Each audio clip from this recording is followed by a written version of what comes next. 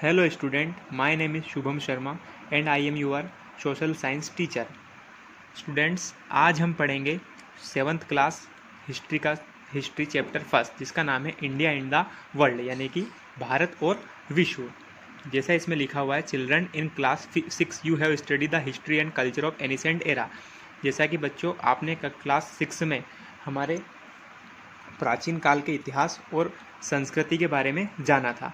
अब हम class seventh में learn about the history and culture of medieval era. अब हम हमारी क्लास 7th में मिडिवल एरा यानी कि मध्यकाल के इतिहास और संस्कृति के बारे में पढ़ेंगे। इसमें लिखा हुआ है generally the study of history, यानी कि यदि हमें हिस्ट्री मतलब इतिहास, हमें इतिहास को यदि ठीक तरीके से जानना है तो इसको जानने के लिए हमें इतिहास को 3 भागों में बांटना पड़ेगा। 3 पार्ट कौन कौन से हैं? Ancient age, medieval age and modern age. Ancient age का मतलब होता है प्राचीन काल, जो आप लास्ट ईयर पढ़ चुके हैं। फिर आता है एनिसेंट एज के बाद आता है मिडिवल यानी कि मध्यकाल, और लास्ट में आता है हमारा मॉडर्न एज यानी कि आधुनिक काल, जो कि इस समय चल रहा है। आपको यदि इतिहास को अच्छी तरीके से जानना है तो आपको तीनों पीरियड का अच्छी तरह से अध्ययन करना जरूरी होगा। सबसे पहले क्वेश्चन ये उठता है कि हिस्ट्री को इन 3 भागों में क्यों बांटा गया, ये जानना बहुत ज़रूरी है।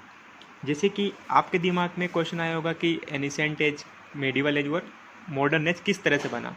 तो जैसे आपको पता है, एनिसेंट एज की हम बात करें तो जैसे उसमें प्रिमिटिव मैन यानी कि आदि मानव या बहुत सी पुरानी चीज़ें थी। जैसे जैसे इंसान के दिमाग का विकास होता गया, वो नई नई चीज़ें करता गया। सबसे पहले उसने पहले वो जानवरों की तरह रहता था, फिर वो इंसान बना, आग जलाना सीखा।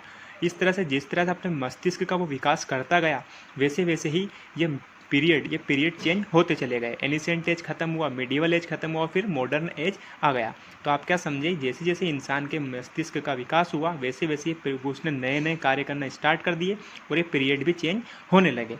इसके बाद जो इंडिया का मिडिवल पीरियड है, उसे भी has been further divide into 2 part, इसी भी 2 भागों में बांटा गया है। अर्ली मिडिवल पीरियड जो चालू हुआ था 8th सेंचुरी से 13th century AD, and later medieval यानी कि 13 to 18th सेंचुरी, यानी कि इसे भी 2 भागों में बांटा गया है। हमारे मिडिवल पीरियड को मध्यकालीन भारत का इतिहास, प्राचीन जो हमारा मिडिवल हिस्ट्री है वो हमारी एनिसेंट हिस्ट्री से बहुत डिफरेंट है। बहुत सी नई चीज़ें देखने को मिलेगी। इसमें जब मिडिवल एज की स्टार्टिंग हुई, तब जो यहाँ के इंडियंस थे, जैसे बहुत सारे लोगों के संपर्क में आए, बहुत सारे धार्मिक जो रिलीजियस लोग हैं उनके संपर्क में आए।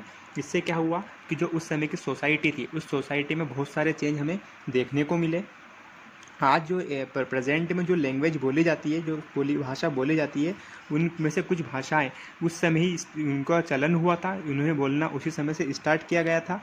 इसके अलावा बहुत सारे खाने की चीज़ें, फूड और जो ड्रिंक होती है वो उस समय चलती थी, जो आज भी उसमें से कुछ चीज़ें बहुत लोकप्रिय हो रही है। और मिडिवल पीरियड के बारे में हमारे पास बहुत सारे सोर्सेस अवेलेबल है एनिसेंट एरा की अपेक्षा। अब हम आगे बढ़ते हैं और देखते हैं, लिखा हुआ है sources of study of medieval India, यानी कि मध्यकालीन इतिहास के स्रोत। मतलब किस तरह से, ऐसी क्या क्या चीज़ें हैं हमारे पास मिडिवल पीरियड की, जिनके थ्रू हमें उस समय के बारे में पता चलता है। तो इसमें आपको देखना होगा कि आपको पता होगा कि जो हिस्ट्री होती है, हिस्ट्री को हम 2 तरह से पहचान सकते। हिस्ट्री के बारे में ज़्यादा जानकारी हम 2 तरीके से ले सकते हैं। कौन से 2 तरीके हैं वो? इसमें लिखा हुआ है about the ancient history and literary and archaeological, यानी कि 2 तरीके होते हैं। एक तो होता है साहित्यिक स्रोत और दूसरा होता है पुरातात्विक। इन 2 तरीकों के थ्रू हम हिस्ट्री का पता आसानी से लगा सकते हैं। ठीक ऐसे ही साधन जो ये सोर्सेस है, यही इस तरह के ही सोर्सेस हमें इतिहास जानने में सहायता, जो मिडिवल पीरियड का जो हिस्ट्री है उसके जानने में मदद करते हैं। अब आगे हम देखते हैं, लिखा हुआ है the political conditions in India during the early medieval period, यानी कि जो अर्ली मिडिवल पीरियड यानी कि पूर्व मध्यकाल, यानी कि मिडिवल पीरियड यानी कि मध्यकाल की जब स्टार्टिंग हुई थी, उस स्टार्टिंग के समय हमारे यहाँ पे पॉलिटिक्स की पॉलिटिकल राजनीतिक दशा क्या थी, राजनीतिक स्थिति क्या थी।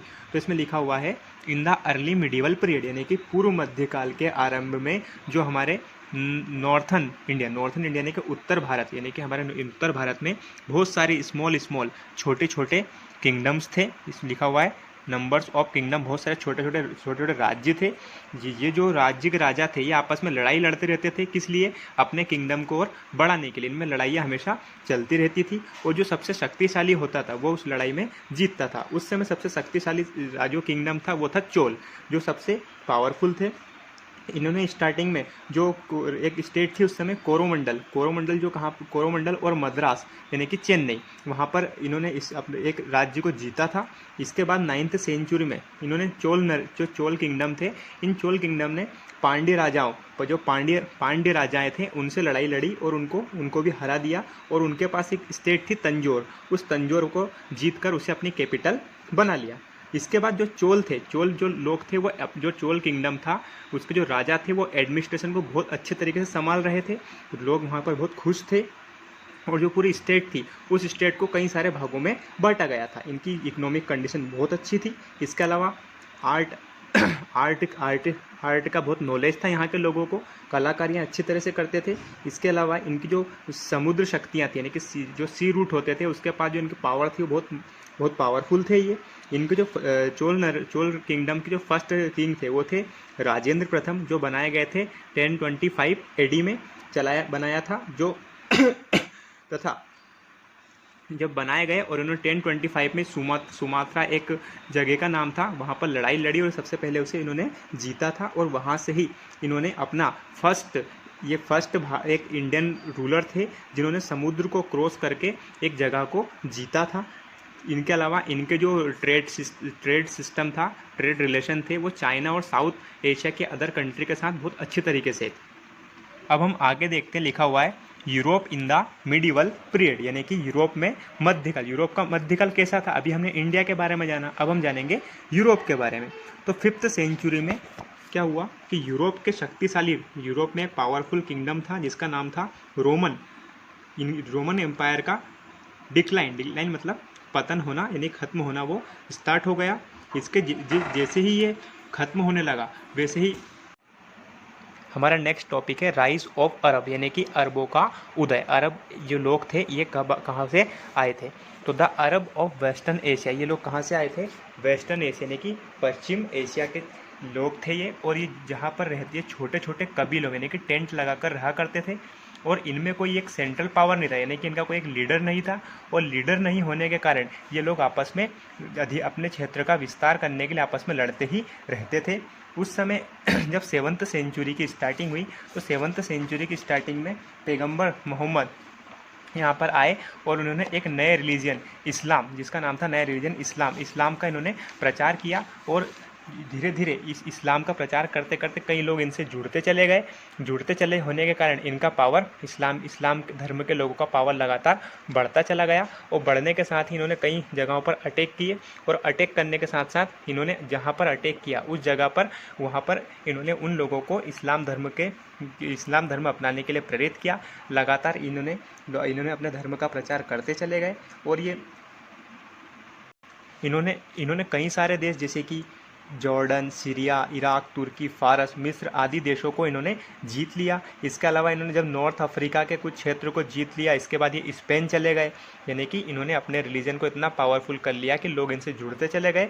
और जुड़ते चले होने के कारण इन्होंने लगातार अपने किंगडम का ये लगातार बढ़ाते चले गए। जो ये अरब लोग थे ये बहुत अच्छे ट्रेडर थे, इनको व्यापार का बहुत अच्छा नॉलेज था। इन्होंने पॉलिटिक्स पावर तो मजबूत कर लिया था, किंगडम का विस्तार भी कर लिया था। साथ साथ ये ट्रेड करने में इतने माहिर थे कि ट्रेड के साथ करने से इन्होंने कई सारे देशों से अपने संबंध स्थापित कर लिए।